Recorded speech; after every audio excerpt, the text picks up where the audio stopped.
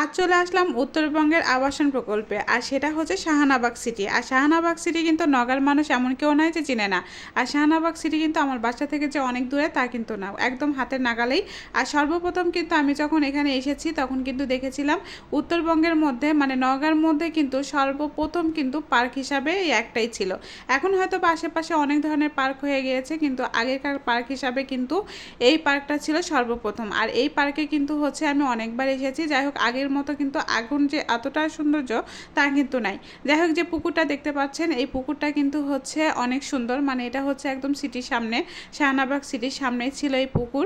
আর এই জায়গাতে হচ্ছে অনেকজন আসছে, কিন্তু আমরা যে আজকে আসছি আসলে বুঝতে পারিনি যে আজকে শাহানাবাগ সিটি বন্ধ থাকে, মানে সপ্তাহে একদিন কিন্তু শাহানাবাগ সিটি বন্ধ থাকে। কিন্তু আমার মতো না বুঝে চলে এসেছে, কারণ আমি অনেক দিন ধরে শাহানাবাগ সিটিতে আসিনি। হতে পারে আমার হাতের নাগালের কাছে, তারপরেও কিন্তু অনেক দিন ধরে বেড়াতে আসা হয়নি।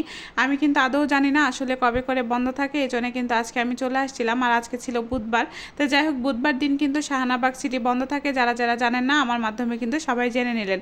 আর যারা যারা জমি কিনতে চাচ্ছেন প্লট আকারে, তারা কিন্তু এখানেও জমি কিনতে পারেন। এখানেও কিন্তু এভাবে প্লট আকারে জমি বিক্রি হচ্ছে। তো যাই হোক, আমি যে কথাটা বলছিলাম, আশেপাশে কিন্তু অনেক বাড়িঘর হয়েছে, অনেকেই কিন্তু প্লট আকারে জমি কিনে সেখানে বিল্ডিং তৈরি করছে। আপনারা যদি চান তাহলে কিন্তু আসতে পারেন। যখন আমি প্রথম এখানে এসেছিলাম তখন কিন্তু এই অবস্থানে ছিল না, এইরকম বাড়িঘর কিছুই ছিল না। আশপাশে কিন্তু অনেক ফুলের বাগান ছিল, মানে সৌন্দর্য ছিল, সব কিছুই কিন্তু অনেক সুন্দর ছিল। এখন মানুষ হচ্ছে সবাই এখানে আশেপাশে জমি কিনে সেখানে বাড়িঘর তৈরি করছে। আর যখন হচ্ছে একটা বিল্ডিং তৈরি হয় সেখানকার অবস্থান কিন্তু সবাই জানেন। তারপরে যতটুকু আছে তাও আলহামদুলিল্লাহ, আমি অনেক দিন পর আসছিলাম, সেই অনুযায়ী কিন্তু অনেক সুন্দর আছে। এখন আশেপাশে অনেক ধরনের পার্ক তৈরি হয়েছে, যেমন ডানা পার্ক, তারপরে হচ্ছে বিভিন্ন ধরনের পার্ক হয়েছে। আমি অবশ্যই কিন্তু সব ধরনের পার্কে আপনাদেরকে নিয়ে যাব, দেখাবো। কিন্তু আজকে আমি চলে আসছিলাম শাহানাবাগ সিটি, কিন্তু ওই যে আমার বললাম যে আমার কপালটাই খারাপ, আজকে কিন্তু একদম বন্ধ ছিল, তাই আমি কিন্তু ভিতরে আপনাদেরকে নিয়ে যেতে পারলাম না বা দেখাইতেও পারলাম না। তো যাই হোক, আমি এমন একটা দিন আসবো যেদিন একদম খোলা থাকবে, সেদিন কিন্তু এসে আপনাদেরকে ভিতরে যা যা আছে সবই কিন্তু ঘুরিয়ে দেখাতে পারবো। তো আজকে তো আমি বাহির থেকেই ঘুরে চলে আসলাম, আর অনেকেই কিন্তু এসে এসে ঘুরে যাচ্ছিল, আর আমি কিন্তু হাঁটছিলাম।